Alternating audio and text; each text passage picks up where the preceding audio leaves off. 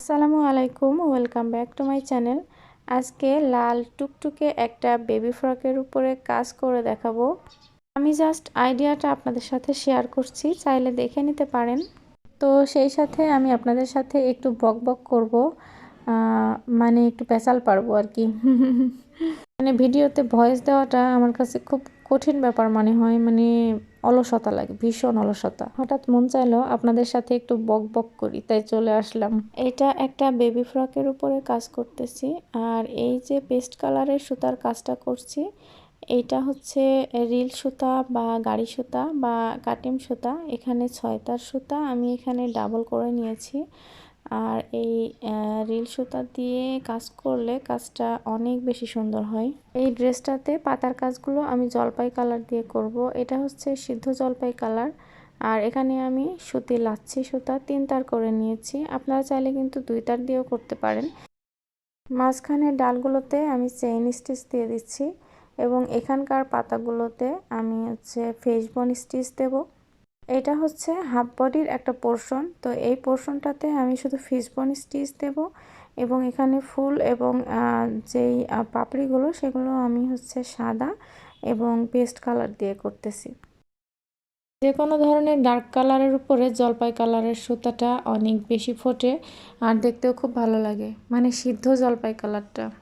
তো পাতা সেলাই বিভিন্নভাবে করা যায়, কিন্তু আমার কাছে বেস্ট মনে হয় এই সেলাইটাই, ফিশবোন স্টিচ। লাচ্ছি সুতা দিয়ে সেলাই করতে অনেক বেশি ভালো লাগে আমার। আর তার চাইতেও বেশি ভালো লাগে ডিএমসি সুতা দিয়ে সেলাই করতে, তবে ওই সুতাটার দাম একটু বেশি আর সেই অনুপাতে তার কোয়ান্টিটিটাও খুব কম থাকে। কিন্তু এই সুতির লাচ্ছি সুতার একটা সমস্যা হচ্ছে যে এটাতে একটু আঁশ আঁশ টাইপের ওঠে। ডিএমসি সুতাতে ওঠে, তবে একটু কম। ক্ষেত্রে কিন্তু রেশমি সুতার কাজটা হচ্ছে বেস্ট, কিন্তু রেশমি সুতা একটু ম্যানেজেবল, কিন্তু অনেক বেশি শাইনি, মানে আপনার কাপড় ছিঁড়ে যাবে তারপরেও ওই সুতাটা মানে গ্লেসি ভাবটা একেবারেই যায় না। তো এখানে আমি একটা ফুলের কলি করতেছি। এখানে আমি বেবি পিঙ্ক কালারের সুতা 6 তার নিয়েছি এবং এটা কিন্তু সুতি লাচ্ছি সুতা হলেও এটা হচ্ছে অনেক চিকন সুতাগুলা, তাই এখানে 6 তার নেওয়া লেগেছে।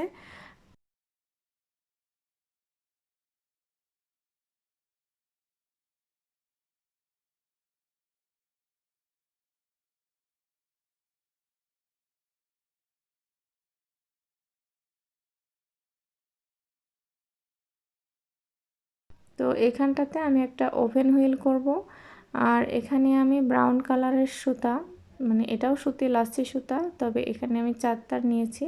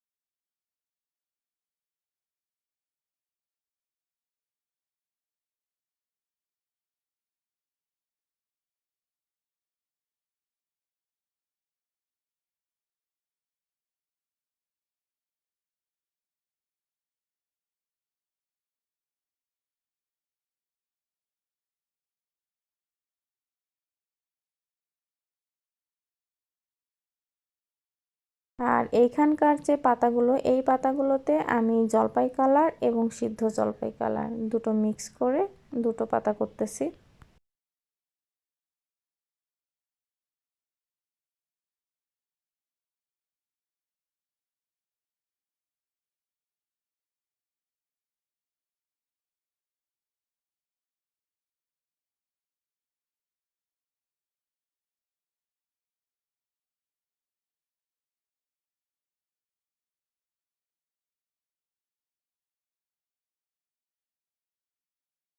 আর পুরো জামার জমিনে আমি এই লেজি লেজি স্টিচ দিয়ে এই ফ্লাওয়ারটা করব এবং পাশে আমি এখানে ওভেন হুইল দিয়ে দেব আর সাথে কয়েকটা পাপড়ি দিয়ে দেব।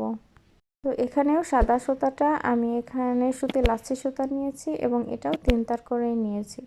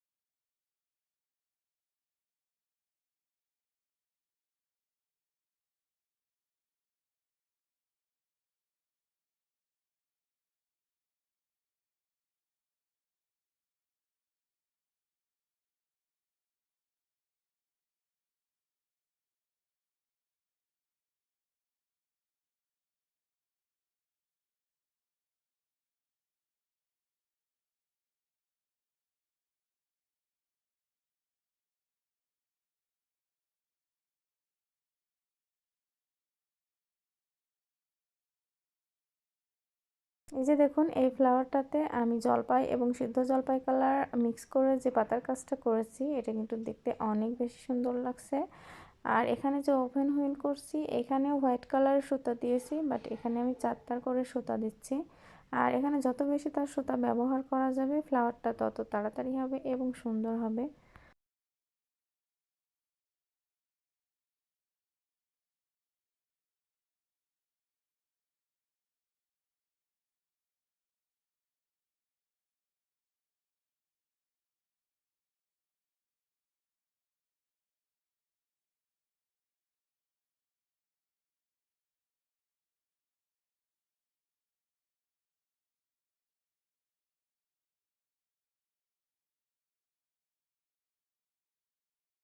আর এখানে আমি 2 তার সুতা ব্যবহার করে চারপাশ দিয়ে 4টা পাপড়ি করে দিব।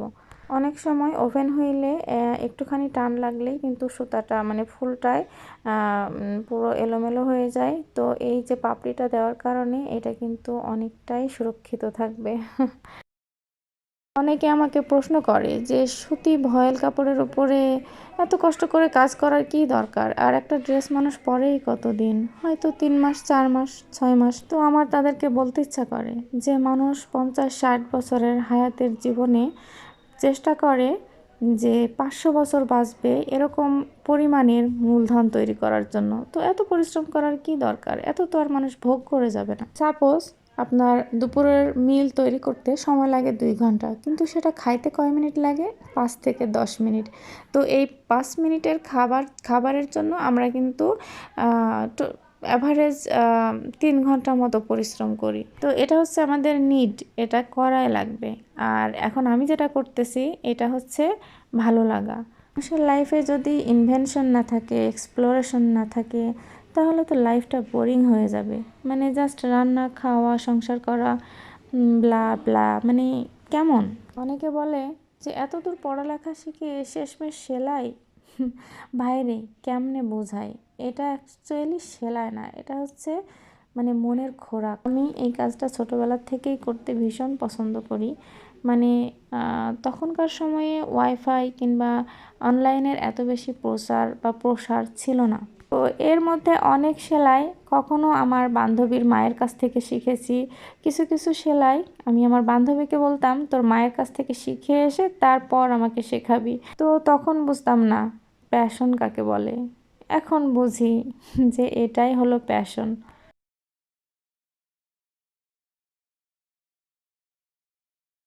তো এটা হচ্ছে ড্রেসটির নিচের অংশ। তো এখানে আমি কাঁথা স্টিচ দিয়ে জাস্ট 3 লাইন মতো সেলাই করে নিয়েছি এবং এখানে আমি একটা লেজি লেজি ফ্লাওয়ার দেব এবং ছোট্ট একটা করে আমি ওভেন হুইল দিয়ে দেব। মাত্র 10 মিনিটের এই কাজটুকুতেই নিচের লেন্থে খুব সুন্দর একটা বর্ডার লাইন হয়ে যাচ্ছে।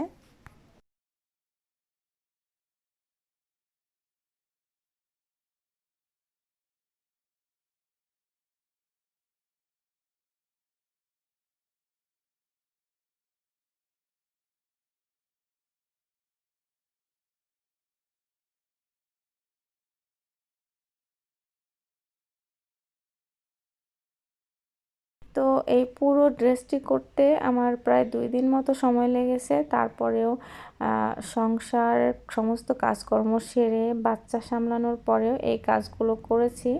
তো আসলে কাজ যতটা মনোযোগ দিয়ে করবেন বা যতটা আগ্রহ নিয়ে করবেন কাজটা তত তাড়াতাড়ি কিন্তু করতে পারবেন। আর আমার মনে হয় হাতের কাজ যারা করে তারা নিজেদের প্যাশন থেকে করে, নিজেদের ভালোবাসা এবং ভালো লাগার জায়গা থেকে করে। তো যতটা ভালোবাসা দিয়ে কাজটা করা যায় তত সুন্দর হয় এবং তত দ্রুতই কাজটা মানে হয়ে যায়। আর এই কাজের জন্য যেহেতু আমরা কাজটা করতে ভালোবাসি তাই সময় বের হয়ে যায়, সময় বের করে নিই আমরা।